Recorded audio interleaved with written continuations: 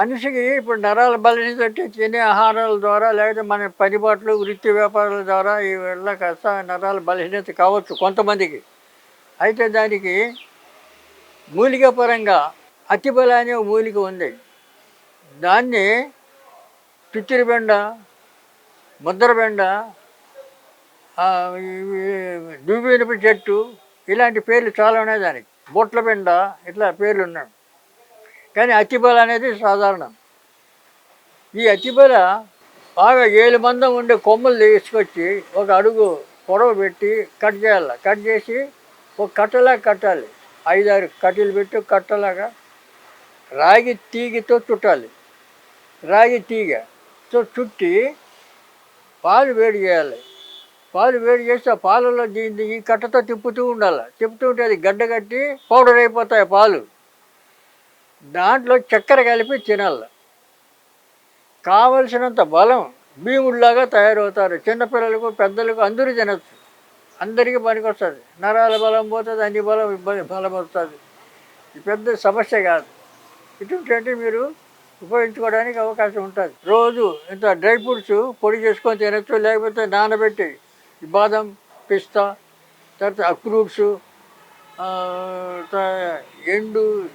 ఎండు ద్రాక్ష, తర్వాత ఇలాంటివి ఒక 5, 6 రకాలు డ్రై ఫ్రూట్స్ అవన్నీ తీసుకుంటే కూడా మంచి బలం వస్తుంది. రెండవది డ్రై ఫ్రూట్స్ వల్ల వెంట్రుకలు కూడా బలం. వెంట్రుకలు జుట్టు రాలిపోవడం ఉండదు. ఇప్పుడు ఈ మధ్యన చెప్తారు చిట్టి ధాన్యం అని. రాగులు మంచి ఫుడ్డు. ఆ రాగులు పిండి కానీ, రాగులు సంగటి కానీ, రాగులు ముద్ద చేసుకొని తినడం కానీ, అలాగే సజ్జలు కూడా చాలా గొప్ప పనిచేస్తాయి. ఇటువంటి ఆహారాలన్నీ అందరికీ కుదరవు కదా, అందరూ చేసుకోలేరు. కాబట్టి వీలున్న వాళ్ళు అవి వాడుకోవచ్చు. రాగి, సజ్జలు, కొర్రలు, ఆరికలు ఇలాంటివి చాలా ఉన్నాయి. వాటిలో ఏదో ఒకటి రెండో మీరు తెచ్చుకొని వాడుకోవచ్చు. తర్వాత ఈ డ్రై ఫ్రూట్స్ తీసుకోవడం. తర్వాత ఈ జ్యూసుల్లో కూడా ఈ జామ పళ్ళు, తర్వాత దానిమ్మ, సపోటా ఇలాంటి జ్యూస్ కూడా వాడడం చాలా మంచిది. ఈ నరాల బలం తగ్గుతుంది, బలం పెరుగుతుంది. తర్వాత నరాల వీక్నెస్ తగ్గుతుంది. తర్వాత బలం వస్తుంది. మనిషికి ఆలోచన మంచి క్రమశిక్షణలో ఉంటాయి. రెండవది జ్ఞాపశక్తి పెరుగుతుంది.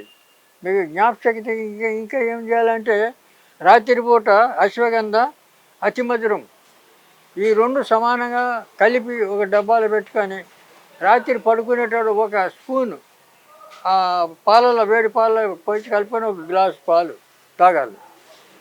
అది తాగినందువల్ల మంచి నిద్ర పడుతుంది, జ్ఞాపశక్తి పెరుగుతుంది, బలం వస్తుంది. మీకు దానివల్ల ఎలాంటి అపాయం లేదు. చాలా దొరుకుతుంది. అది పొళ్ళు ఎక్కడ పోయినా దొరుకుతుంది. కాబట్టి నరాల బలహీనత పోతుంది, అన్నీ పోతాయి, బాగుంటుంది. తెలివితేటలు చాలా యాక్టివ్గా తయారవుతారు.